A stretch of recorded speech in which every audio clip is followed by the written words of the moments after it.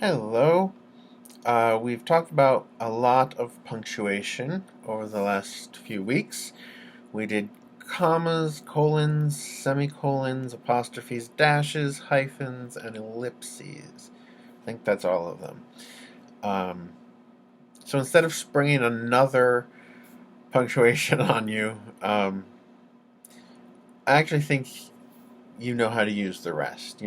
Periods, exclamation points, question marks.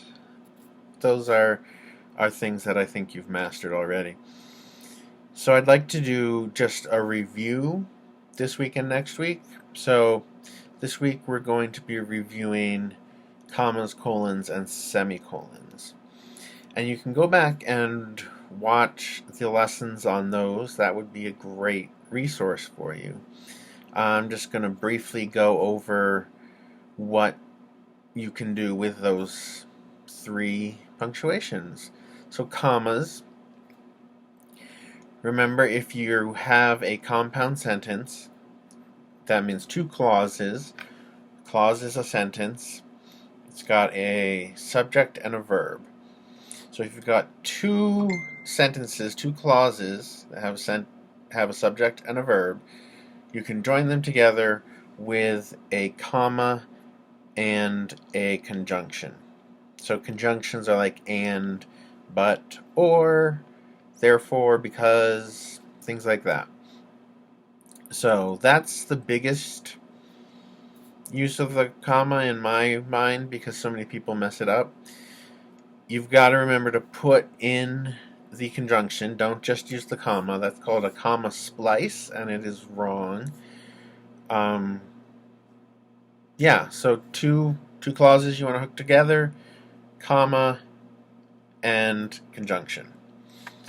The other big thing you do with commas, as you know, is make lists.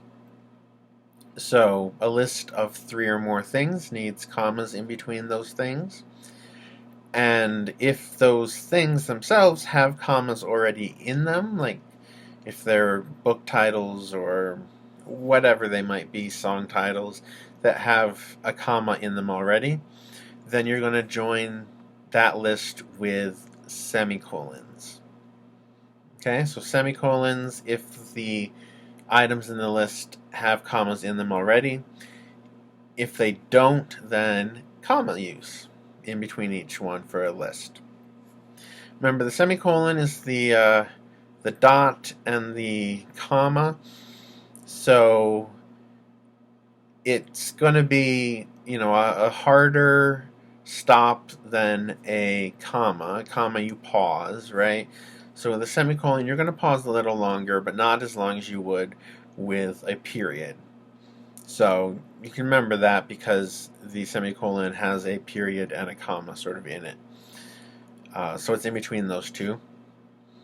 You can use semicolons to link sentences without conjunctions.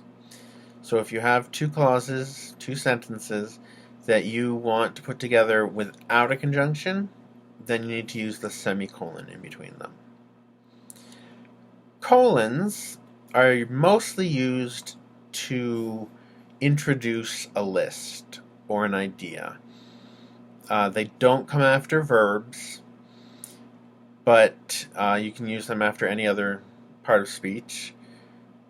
And the colon says, here are some things I ate today, colon. And then you would list with your commas or semicolons the items that you want the reader to know. So that's a semicolon in lists and joining sentences. Same thing as a comma, because that lists and joining sentences. So, they're closely related. And the colon, again, lists and joining sentences. Because you can join sentences with a colon as well. If you have two clauses that are dependent on each other or that restate an idea. So that say both sentences say the same thing in different words. Then you can join them with a colon. Okay? So all three of those are going to be involved in lists and joining sentences. And that's basically what you use them for. There are a few other outline uses, but those are the big ones that I want you to know. So we're going to be doing review on those this week, and next week we'll hit again on hyphens and dashes and ellipses and apostrophes. Okay? And then that'll be the end of the current unit, and we'll decide what we're going to do after that.